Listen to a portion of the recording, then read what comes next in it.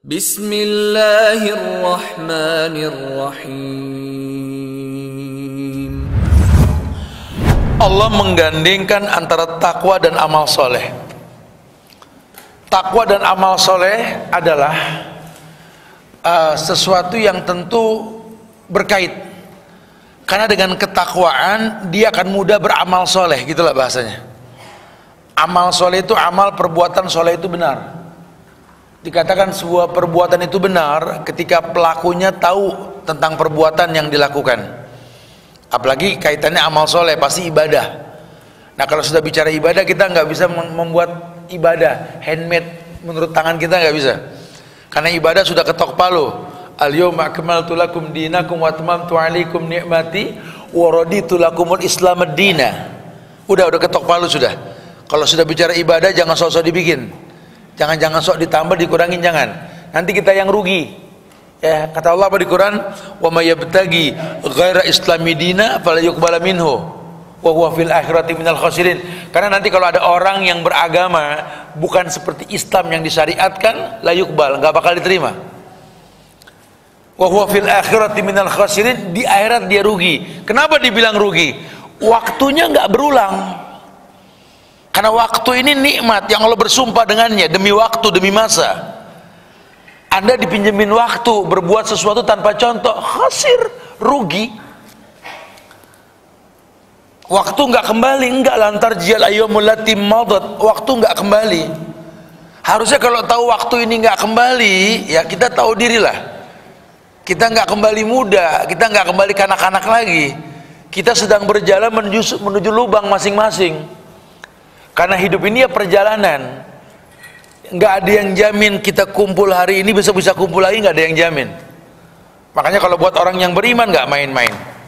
Nah, di bahasan sabar di yang kelima, Allah menggandeng antara takwa dan amal soleh ini diberikan mukaddimah oleh si penulis buku ini, Ibnu Taimiyah, yakni surat Yunus ayat 109. Surat Yunus ayat 109. Ketika Allah berfirman, wattabi' ma yuha ilaika wasbir hatta yahkumallah wa huwa khairul hakimin.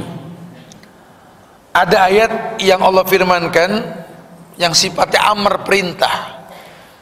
Kalau ulama menemukan ayat-ayat amr, perintah, mereka menerjemahkan ini wajib.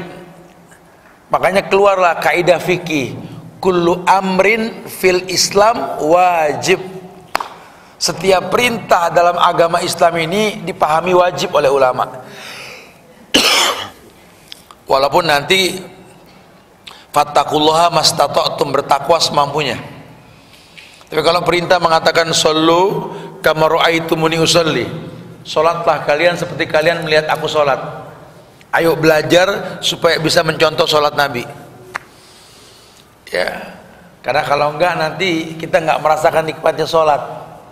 Kalau cuma tibang sholat, ini banyak orang sholat ketangkep KPK, banyak orang sholat kemarin politik main sogok-sogokan, gitulah. Banyak orang sholat menghalalkan yang diharamkan. Berarti ada something wrong dalam sholat ini. Karena janji Tuhan sholat itu tanha anil faksa wal munkar. Harusnya sholat mencegah perbuatan keji dan munkar. Dia tetap berbuat keji, dia tetap berbuat mungkar. Ada yang salah berarti. Supaya nggak salah bagaimana? Ayat maju. Wattabi' ma yuha ilaika. Ya Muhammad, ya perintahkan kepada umatmu untuk mengikuti apa yang diwahyukan kepadamu. Kamu juga sama Muhammad. Jangan suka bikin-bikin hukum, bikin-bikin ibadah. Makanya ibadah semua diturunkan Jibril untuk nyampein ke Rasul. Makanya Allah mengatakan wa mayantiku anil hawa in huwa illa wahyu yuha. Kalau Nabi Muhammad itu nggak mungkin berkata kecuali wahyu. Semua ibadah diutus yang namanya Jibril untuk menyampaikan wahyu. Tapi kalau satu ibadah yang Muhammad dipanggil langsung ke Sidratul Muntaha, apa namanya? Sholat. Ada bab tersendiri nanti. Makanya kalau sampai yang namanya sholat ini orang suka bikin-bikin sendiri, aduh, rugilah, rugi. Karena sholat ini selain tanha anil faksa wal munkar, Salat ini ahdun bainana wa baina syirik wal kufur.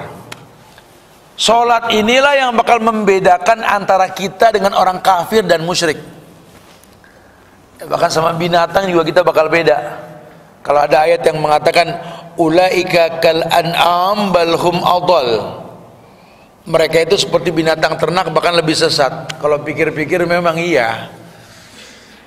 Kalau binatang ternak nih, sebentar lagi kita masuk Dzulqa'dah, persiapan gitu ya, di ujung Dzulqa'dah nanti kita beli hewan korban. An'am tuh hewan ternak korban ya, ya sapi, ya kambing, ya onta tuh an'am. Ya ini indukannya hamil, melahirkan. Bersama dengan lahirnya bayi an'am, binatang ternak, induk itu memiliki air susu. Kemudian disusuilah anaknya, dibesarkan, dirawat dan dijaga. Gede dikawinin pun dia mungkin hamil lagi seperti induknya.